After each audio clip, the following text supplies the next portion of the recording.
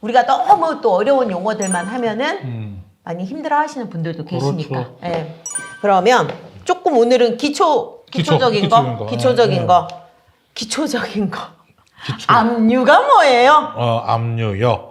예. 압류라고 네. 등기부등본에 딱 등기되죠. 네. 근데 가압류하고 압류가 있습니다. 네. 그런데 가압류 같은 경우에는 네. 채권자가 채무자의 재산을 동결시키는 행위를 하는 것을 가압류라고 합니다. 그것은 왜 그렇게 하냐면요. 나중에 채권자가 소송에서 이겨갖고서는 그쪽 부동산을 갖다가 어떻게든지 간에 경매를 넣으려고 그러는데 이미 부동산 가격이 5억인데 부채가 10억씩 들어가 있어. 그러면은 경매에 집어넣어도 받아올 게 없잖아요. 그러니까 소송해서 이기기 전에 미리 그 사람의 재산을 갖다가 딱 묶어두는, 동결시켜 놓고 가압류를 나 순위상으로 요 순위에서 돈 받아갈 거야 하는 거를 가압류라 그러고, 압류는 네. 이거로 조세입니다. 조세. 그러니까 등기부등본상에 압류라고 올라오는 거는요 무조건 세금이라고 보시면 돼요. 아, 그래서 세무서 압류, 네. 뭐 국세청 압류, 그렇죠. 이렇게 들어오는구나. 그럼요. 그래서 아까 네. 얘기했던 가압류가 그 본압류로 이관되는 것을 본압류로 이관됐다 그러는데 본압류로 되는 것을 경매 기입 등기가 올라왔다 이렇게도 표현합니다. 그러니까 경매 기입 등기가 올라오면은 이제 이 부동산에서 어떠한 권리가 경매 기입 등기가 올라온 이후에 권리 주장을 하는 사람에 대해서는 경매 과정에서 참여해서 자기 권리를 주장할 수 없다. 이것을 대외적으로 공표하는 것이 경매 기입 등기. 예, 아까 말씀드린 가압류가 본압류로 이관되는 절차. 그리고 우리가 얘기를 하다 보면은 네. 채권 금액, 그죠? 채권금액. 네, 채권 금액 이런 우리가 것들이 있죠. 이제 경매를 진행시키면 채권자와 채무자가 있죠. 그런데 이 사람이 얼마를 갖고서는 경매를 집었는지를 모르잖아요. 모릅니다, 그거를. 네. 근데 정보지라든가 아니면은 이 경매에 관심이 있으신 분들이 대법원 사이트에 딱 들어가시면은 네. 대법원 경매 정보 이렇게 치면은 네. 어떤 사건인지만 알면은 이 물건의 채권 금액을 알 수가 있습니다. 그래서 채무자가 집 한 채를 갖고 여러 채권자에 의해서 채무가 이렇게 잡혀져 있을 수 있잖아요. 그 중에서 1번 채권자가 될지 모르고 2번 채권자 될 수도 있고 3번 채권자가 될 수도 있는데 그 중에 한 분이 경매를 집어넣습니다. 그런데 그렇게 경매를 집어넣을 때 그 채권자가 자기가 오늘 경매 넣는 지금 이 순간까지 받아야 할 금액을 딱 같이 청구 금액으로 집어넣습니다. 아, 그게 채권자가 받아야 할 금액을. 그렇죠. 그래서 그 채권 금액을 집어넣게 되면은 그것이 이제 청구 금액이라 그래서 경매 정보지에 나오고 또 대법원 사이트에 나오니까 아, 이 사람이 얼마 정도의 채권 금액을 갖고 경매를 집어넣는구나 알 수가 있습니다. 아, 경매 용어 중에요. 일괄 경매라는 게 있어요. 네, 일괄 경매. 그 채무자가 네. 여러 재산을 같이 네. 보유하고 있는 경우가 있지요. 네. 그래서 이럴 경우에 채무액이 크니까 이거를 다 경매를 넣는단 말이에요. 그래서 싹 들여갖고 한 번에 다 경매를 넣어버리는 걸 일괄 경매. 통경매. 네. 그리고 그렇지 않고 경매를 이렇게 물건이 채무자가 여기 앞에는 아파트가 하나 있고 여기 앞에는 땅이 하나 있고 여기는 오피스텔 하나 있어. 이렇게 개별적으로 하나씩 있단 말이에요. 네. 그러면 사건 번호는 네. 2022 타경 뭐뭐라고 나와요. 네, 나오는데 네. 얘들을 일괄적으로 하면은 효율적이지가 못해. 그래서 얘네들한테 부호를 정해줍니다. 네네. 자, 아파트는 이 사건 번호에다가 부호 1번을 물건 번호 1번이라고 부여한다. 땅은 물건 번호 2번이라고 부여한다. 오피스텔은 물건 번호 3번이라고 부여한다. 이렇게 물건 번호를 부여해서 각자 진행되는 경매를 개별 경매라고 합니다.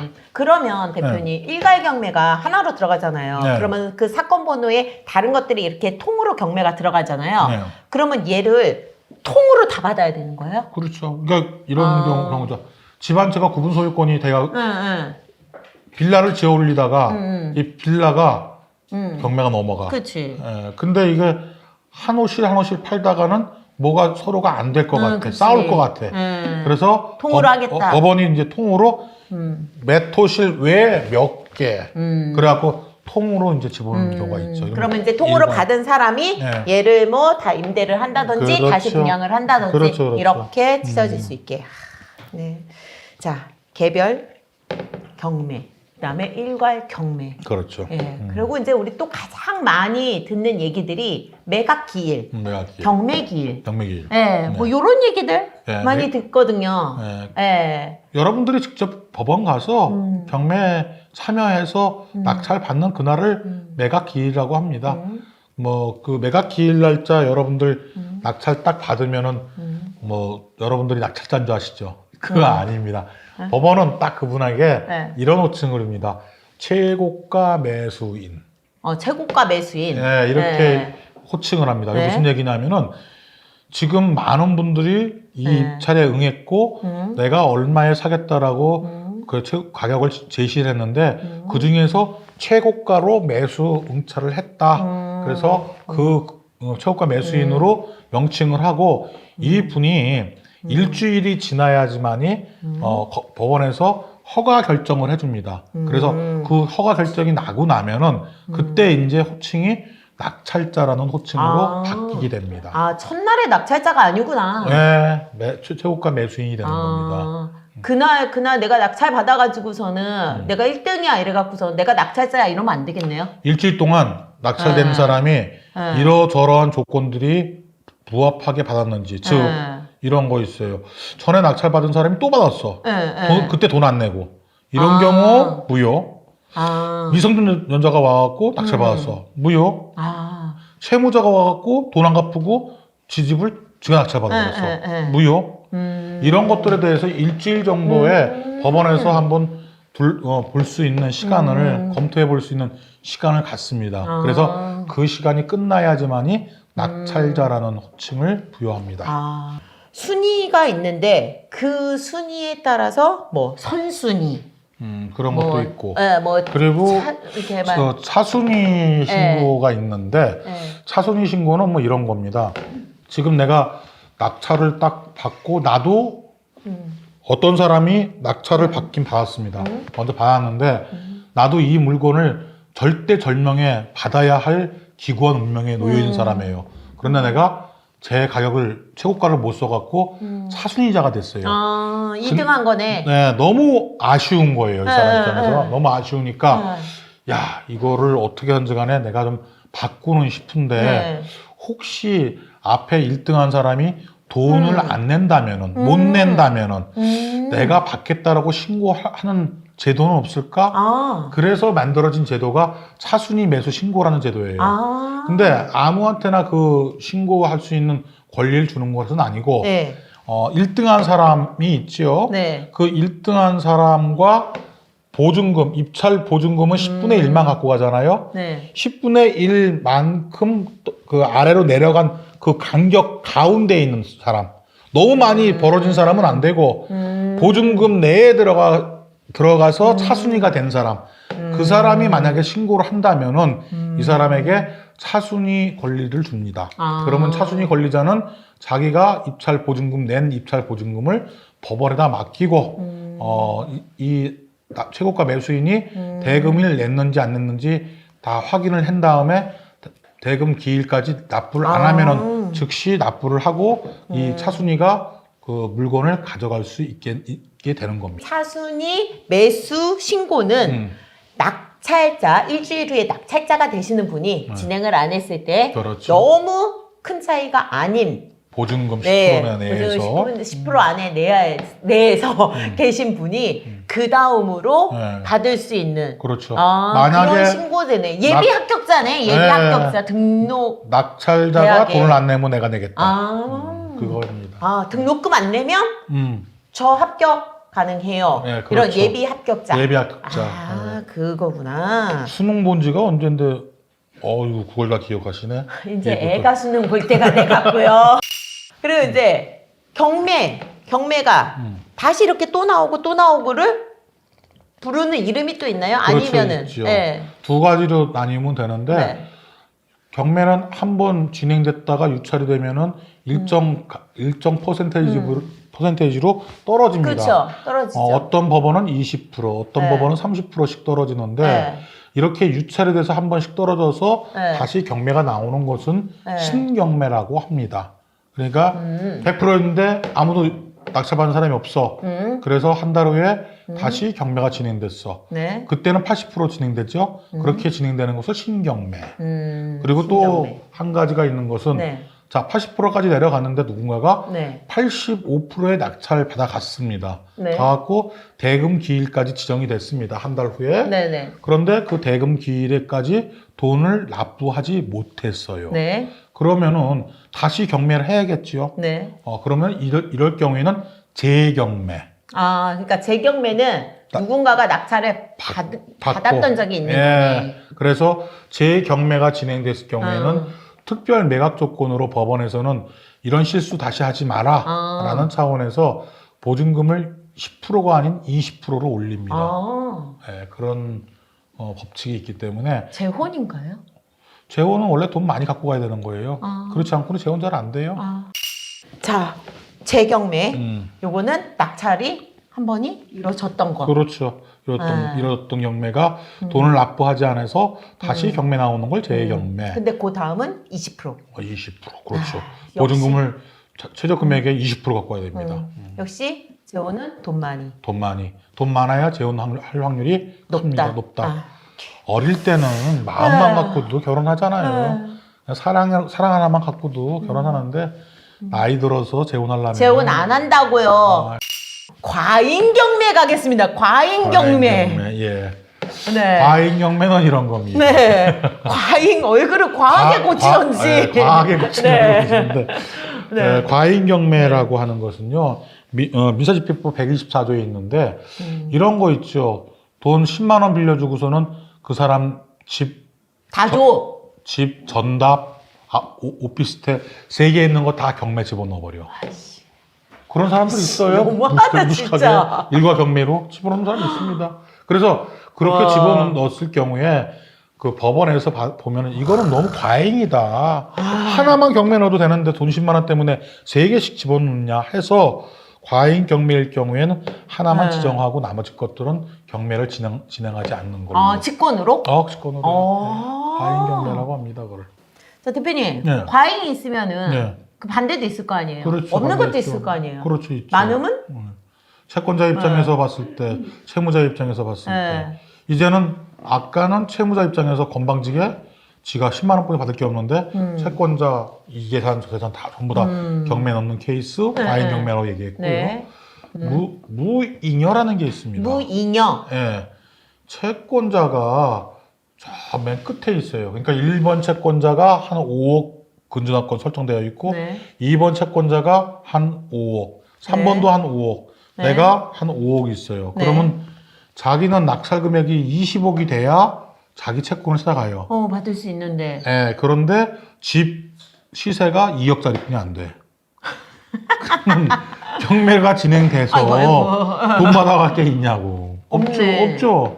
그러니까 돈 받아갈 게 없는 이 상황은 무잉여라 해서 더 이상 경매를 진행시키지 않습니다. 그럼 어떻게 그분은 누구요? 못 받아? 맨 끝에? 바보가 되는 거지, 바보 되는 거예요. 돈 함부로 빌려줬다가 그렇게 되는 사람 많아요. 집 뛸 때까지 기다려야지. 2억짜리 집 20억 될 때까지 어머나. 기다려야 돼. 예, 그런 경우가 무잉여. 과잉 경매도 문제지만 예, 무잉여도 문제네요. 예. 그죠? 이 지금 법을 잘 아시는 분이 대통령 됐기 때문에 공정하게 다 처리하고 있는 겁니다. 이제 다. 공정하게 그러면은 심판을 딱딱 내려주실래나? 그렇죠. 왜 남의 집 그 돈도 못 받을 거 남의 집 경매만 넣어갖고선 없어지게 만드냐 이런 취지죠. 그러니까. 그래요. 자, 경매가 다 낙찰이 됐어. 이제 일주일 후에 낙찰자가 됐어. 기존에 누군가가 살고 있거나 기타 등등등. 그렇죠.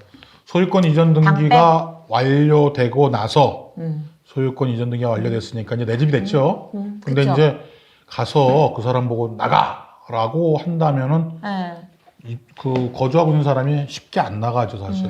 근데 옛날에는 그렇게 됐을 때 명도 소송이라는 걸 해서 그쵸. 그 사람을 내보냈습니다. 집달관. 그렇죠. 그 집행 권한을 들고 네. 집행관실에다 집어넣어서 네. 집행관을 대동해서 그분을 내보냈는데 지금은 이제 낙찰받은 사람이 그렇게 하자니 명도 소송이라는 게 하세월인데 이게 민사 소송이라는 게 한번 길게 가면은 1년도 가는데 낙찰받아 놓고 1년씩 소유하고 수익하고 사용 수익하지 못하고 있으면은 얼마나 큰 손해가 답니까? 그러니까 신민사집행법에서 이제 법원이 명령을 합니다. 지금 절무자는 어떠한 권한도 없기 때문에 소유권 이전 등기가 일어난 날로부터는 인도 명령을 해서 내보낼 수 있게 우리가 명령을 내려준다. 소송 안 합니다. 그래서 이거는 그냥 가만히 있으면은 낙찰자에게 주는 것은 아니고 네. 낙찰자가 나 지금 점유자 누가 있는데 채무자가 있는데 이 사람 이름이 어떻게 되고 주소지는 어딘데 이 사람 인도명령 내어주세요. 그러면 인도명령 결정문을 내려줍니다. 네네. 그러면 그 결정문을 들고 집행관실에다가 접수를 함으로써 강제 집행의 절차에 들어가게 되는 겁니다. 소송을 별도 소송을 하지를 않고. 예.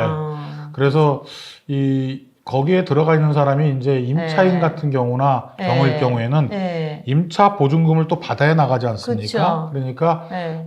배당 기일이 지난 이후에 인도 명령을 내어주는데 그냥 그 인도 명령이 나오는 게 아니고 임차인도 돈을 받아가려고 그러면은 거기에 따르는 명도 확인서가 필요하고 또 명도 확인서를 줌으로써 이 사람은 집을 또 비워줘야 하는 그런 것을 동시이행 항변권이라 하는데 동시 이행 항변을 하면서 인도 명령으로 다 끝나게 되는 겁니다. 대표님, 네. 우리 오늘 이렇게 물건 많이 했잖아요. 네, 많이 했죠. 네, 물건 많이 했고 이것들이 지금 뭐 법원에서 진행이 되는 것도 있고 네. 그다음에 현장을 한번 가보는 것도 되게 좋잖아요. 현장에 물건이 있습니다. 현장에 답이 있고. 이게 명언이야, 이거 명언. 네, 현장이 답이다. 꼭 봐야죠. 네. 예, 보다 보면은 네. 박해져요. 정말 좋은 물건들이. 물건이? 예. 네. 그래서 여기 정보지만 보고 물건을 입찰할 치려는 분들은 절대 큰 돈 못 법니다. 사실은 네. 상가, 원찰. 그분 잘 아티스트. 안 생기신 분? 일단 아티스트. 그분 따라하기 싫은데. 아니 그분하고 현장 가기로 했는데 대표님 빼놓고 가기로 했어요. 나도 그분 빼고 갑시다. 오케이. 네. 그러면은 대표님과 우리 상가 아티스트 최은철 대표님을 빼고 가는 걸로? 빼고 가는 걸로. 네. 완전히 연락 안 되는 걸로. 우리 그날 전화기 다 꺼놓고. 자, 그러면은 현장에서 우리 대표님과 함께 만난 그날을 합시다. 기약하면서. 이거는 약속해야 돼요. 따끈따끈한 걸로 제가 준비하겠습니다. 알겠습니다. 우리는 다음 시간에는 그럼 현장에서 대표님과 함께 경매의 그 따끈따끈함을 맛보는 시간으로 만들겠습니다. 자, 대표님, 다음에는 현장에서 뵐게요. 예. 네.